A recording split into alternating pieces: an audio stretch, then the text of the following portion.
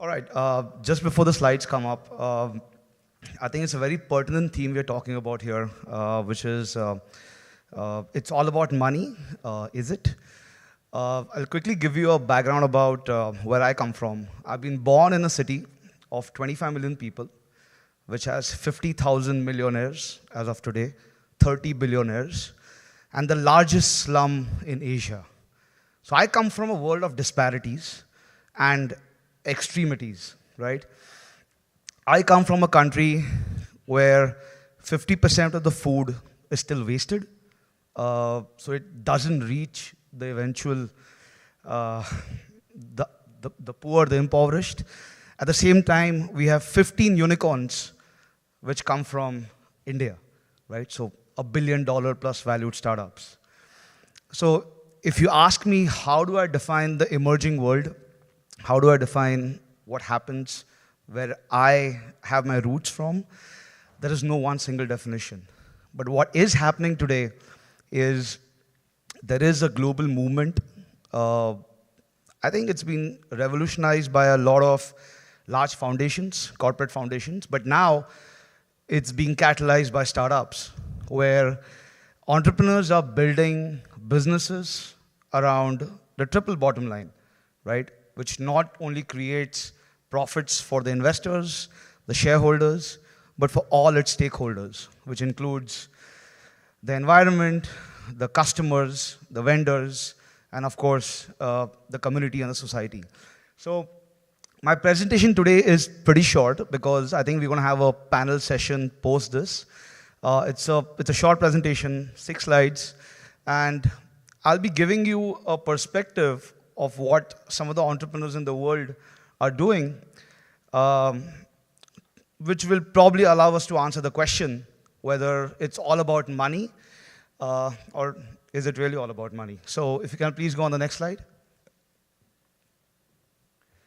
Right, I'm sure most of us have been on this website, change.org. It's based in San Francisco, 324 employees, although they just laid off 30% of their employee strength in September. I don't think they raised the next round of funding, but the last number was 324 employees. What does change.org do? They allow users to create campaigns to mobilize supporters around issues that people care about. That number should be 150 million, not 150 petition starters, 150 million petition starters and signers in 196 countries. So absolutely impact-focused business model, which allows campaigners, providers, and foundations to collaborate and create tangible impact around the world. Let's talk about the business. So they've raised $42 million so far from multiple VCs around the world, right? How do they make money? They take a commission. So the revenue model is they take a percentage of the donations that are dispersed anywhere in the world. So that's how they make money. Could you go on the next slide, please?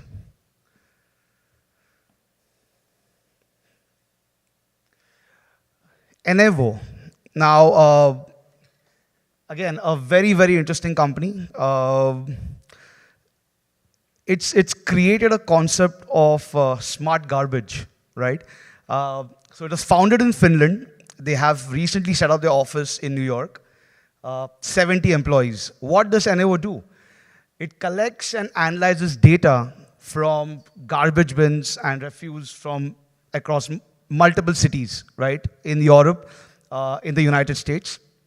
And what it does is, it has sensors that enable the pickup trucks to realize and understand the capacities that have been filled up in multiple garbage cans, right? So this really allows them to optimize their logistics route.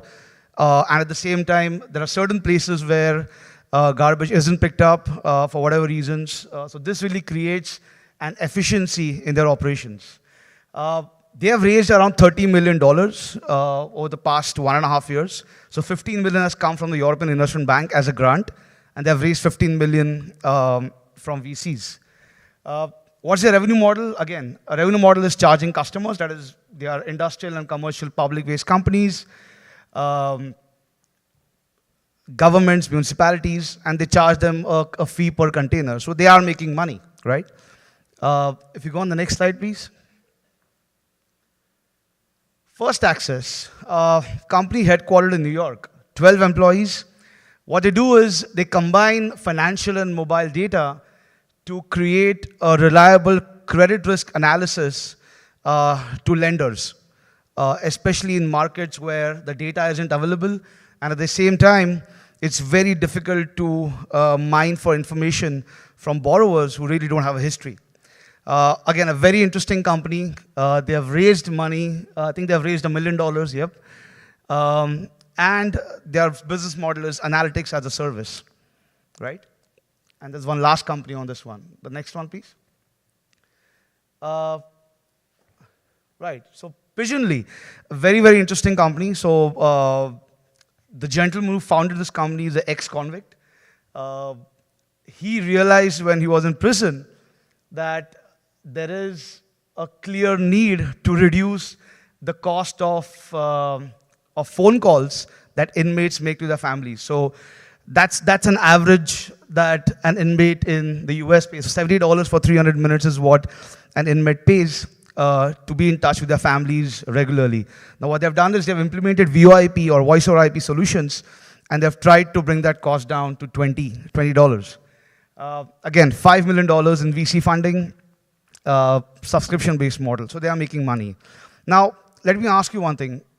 We've just seen 4 companies from around the world: San Francisco, New York, Finland. There's one company in Kenya. What are the 3 fundamental commonalities between all these companies? What do you think are the 3 basic commonalities that all these 3 companies have? Fair enough, that's one. I'm sorry? They all impact companies, yes. And anything else?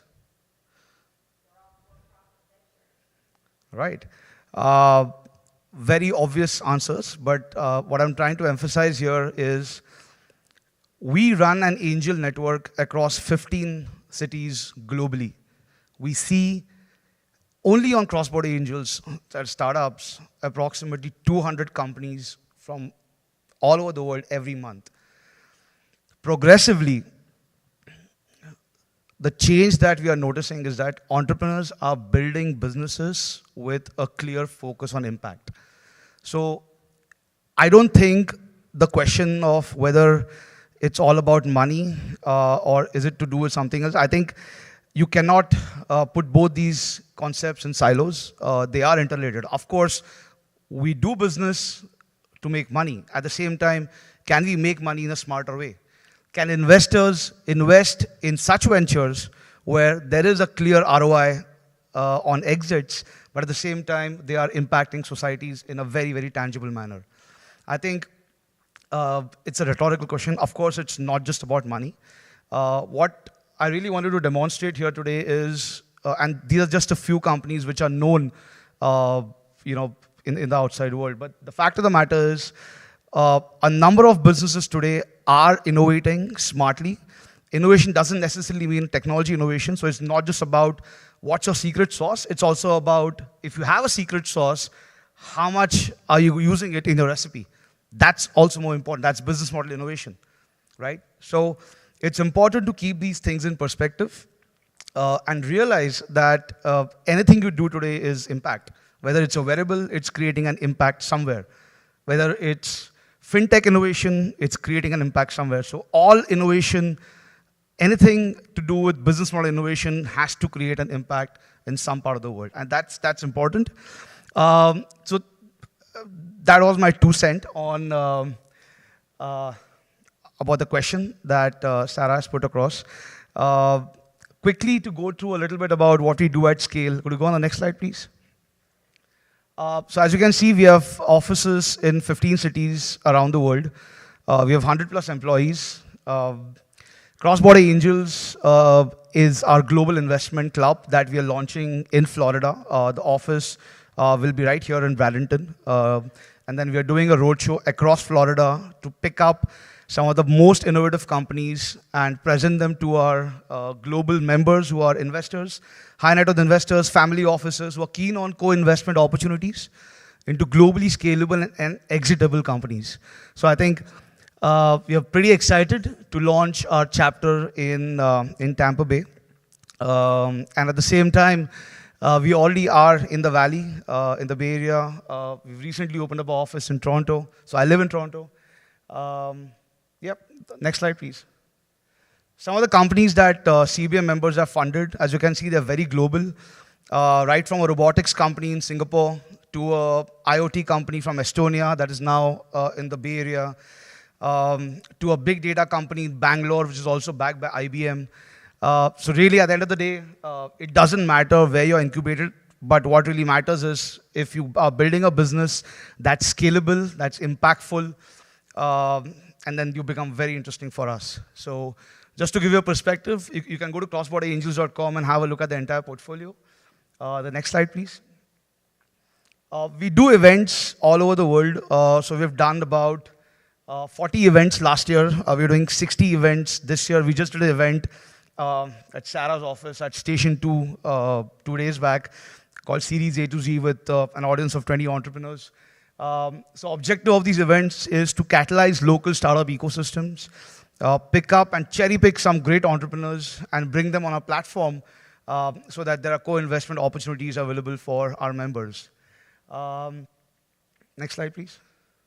Right, so Kaushal is our founder, and I think it's very pertinent to conclude this presentation with what he says. He really believes in the fact that we need to move from a shareholder focus to a stakeholder focus. And I think if all of us keep that in perspective as an investor, entrepreneur, or a corporate, I think we really will create an impact in everything that we do. So thank you so much for your time and your audience. And if you have any questions, more than happy to take them offline. Thank you.